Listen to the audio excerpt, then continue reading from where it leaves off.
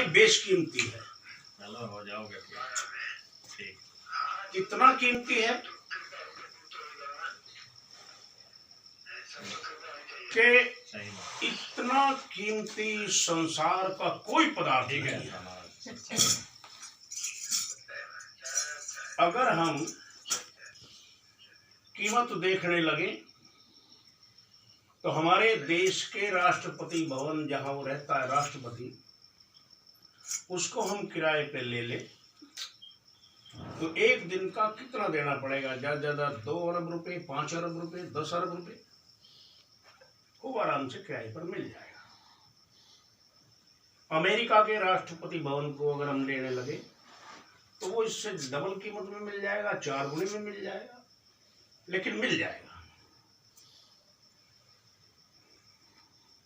हमारी जो कीमत है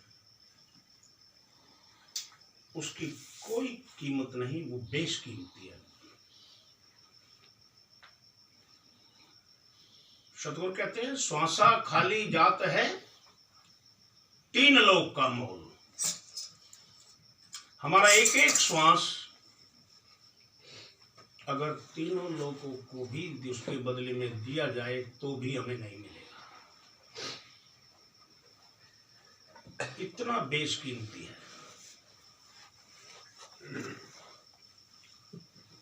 सिकंदर जो महान था और उस सिकंदर उसको कहा करते थे, वो अपने सेनापति से पूछता था भाई मेरी मृत्यु कब होगी, तो लोग उससे भय खाते थे, सेनापति भी भय खाता था। और वो उसको कहता कि महाराज जहांपना जब आपकी मृत्यु होगी ये पृथ्वी लोहे की बन जाएगी और आकाश सोने का हो जाएगा। ठीक है।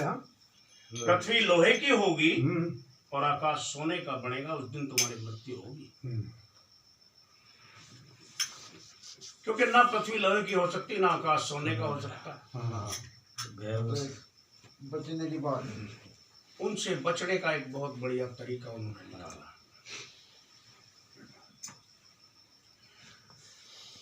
वो महान सिकंदर जब भारत पर आक्रमण करने के लिए आया तो उसने सुना था कि ये ऋषि मुनियों की भूमि है, ये साधु संतों की भूमि है, तो पहले मैं किसी साधु संत से मिलना चाहता हूं, उसके बाद यहां आक्रमण करूंगा। उसने अपने सिपाही दौड़ाए, अपनी गुप्तचर संस्थाएं दौड़ाई, जाओ भाई पता करो कोई सिपाही में कोई साधु संत मिले, उसे मेरी भेंट कराओ। तो वो उनके गुप्तचर जो है घूमते घूमते एक साधु के पास पहुंचे। एक कोठी में एक साधु बैठा था, वो बड़ा मस्त। उन्होंने देखा भाई ये एक लंगोटी पहने हैं, कुछ तन पे और है भी नहीं।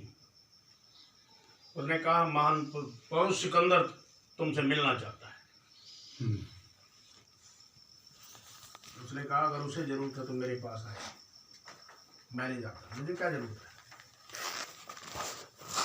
उन्होंने सूचना दी जहां पना एक साधु बाबा बैठे हैं, वो कुटी में है, टूटी फूटी झोपड़ी है, और हमने उनसे कहा कि वे आपसे मिलना चाहते हैं। तो उनका ये जवाब है कि अगर उसे जरूरत है तो मेरे पास आए। अब बड़ा समझदार भी था वो। वहां से वो चला अपने सैनिकों के साथ, उसकी कुटिया पे आया और उसके सामने खड़ा हो गया, टांग चौड़ी करके, कुल्लों पे हाथ रख के। उसने कहा साधु बाबा देख तेरे सामने तेरे से कौन मिलने आया है। मैं महान पौरुष सिकंदर, जिसका दुनिया लोहा मानती है, और वो तेरे से मिलने आया है। तू तो मिलने नहीं आया, लेकिन मैं तेरे से मिलने आया हूं, मांग तुझे क्या चाहिए। और साधु बाबा उसको देखता है ऊपर नजर करके, कहता अरे तू मुझे कुछ देगा? कहता हाँ दूंगा। कहता क्या देगा?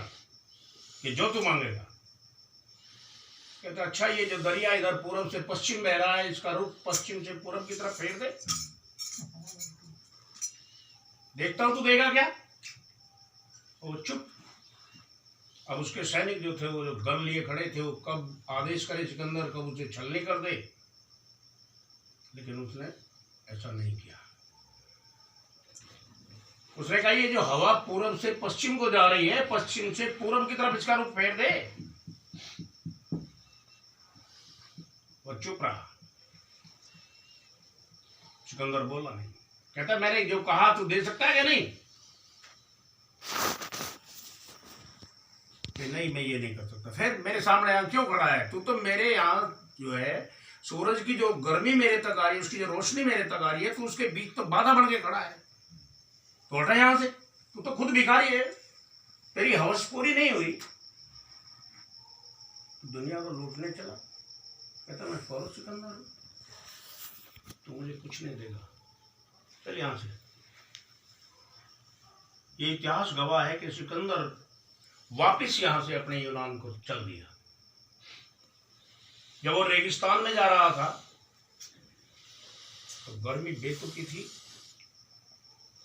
उसका अंतिम समय आ गया, उसे बुखार हुआ। उसने सेनापति ने कहा भाई बादशाह के लिए व्यवस्था करी जाए। तो जो घोड़ों पे जीन्स होती है वो उतार के बिछा दी और छत्र जो है सोने का ऊपर टांग दिया। जब वो लेटा तो उसे एकदम ध्यान आया भाई पृथ्वी लोहे की होगी और आकाश सोने का हो गया।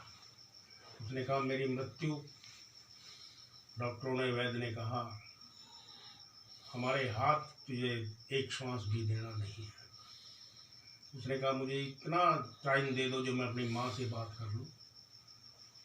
उसने कहा जातना हमारे हाथ में नहीं, मैं सारा राज्य दे दूंगा, जो मैंने आज तक जीता है वो दे दूंगा, मुझे इतना समय दे दो। तुम वैद्य किस काम के हो? उन्होंने हाथ उठा दिए कि जातना हमारे बस में नहीं। कहते वो फिर इस संसार से कूच कर गया। उसने संसार से कूच करने से पहले अपने सेनापतियों को कहा कि जब मेरा जनाजा निकाला जाए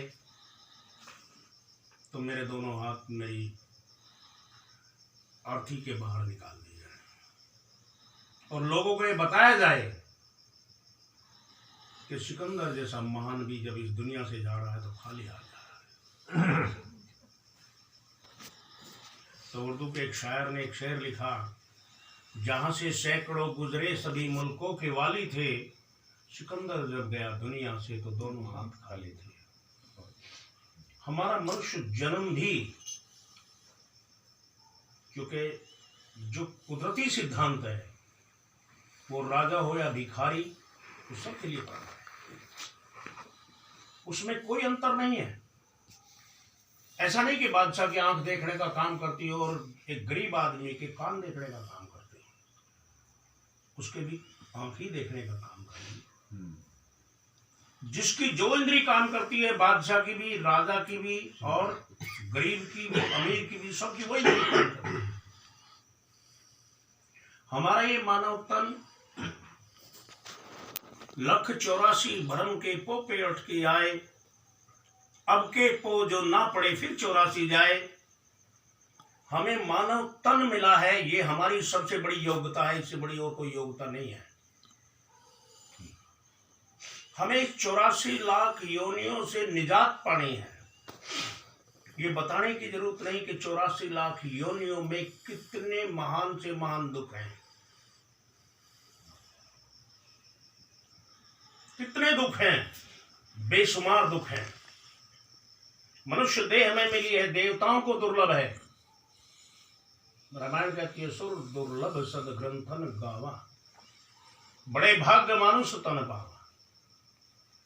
सुर दुर्लभ सद ग्रंथन गावा, साधन धाम मोक्ष का।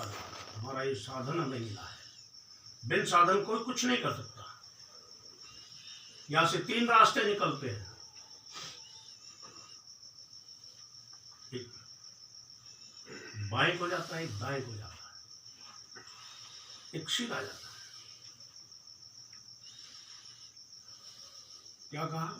नरक स्वर्ग अपवर्ग नशैनी। यहां से नरक भी हम जा सकते हैं, स्वर्ग भी हम जा सकते हैं, यहां से मुक्त भी हो सकते हैं, लेकिन हमें पता हो तब ना। नरक जाने का कौन सा रास्ता है, स्वर्ग जाने का कौन सा रास्ता है, यहां से मुक्त होने का कौन सा रास्ता है।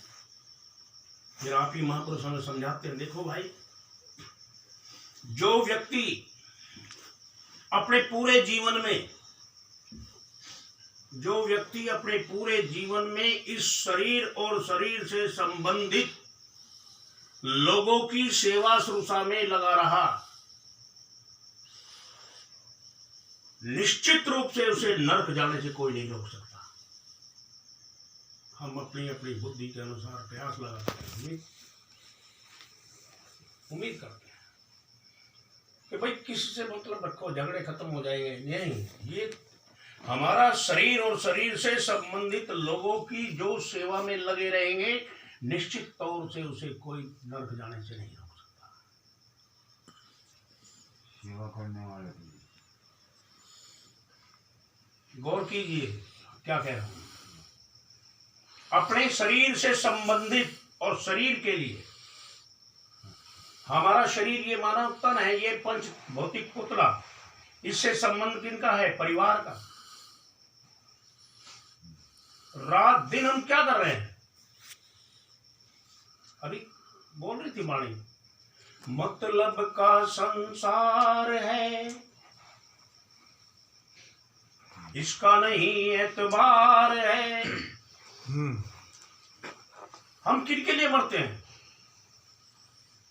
इन लोगों के लिए। तो ये मेरा बेटा है, ये मेरी बेटी है, ये मेरा भाई है, ये मेरा बंधु है, ये मेरा ताया है, ये मेरा चाचा है, ये मेरा फूफा है, ये मेरा फलाना। उनके मोह में फंसकर हम हर वो काम करते हैं जो नाजायज है। अपने शरीर के पालन पोषण में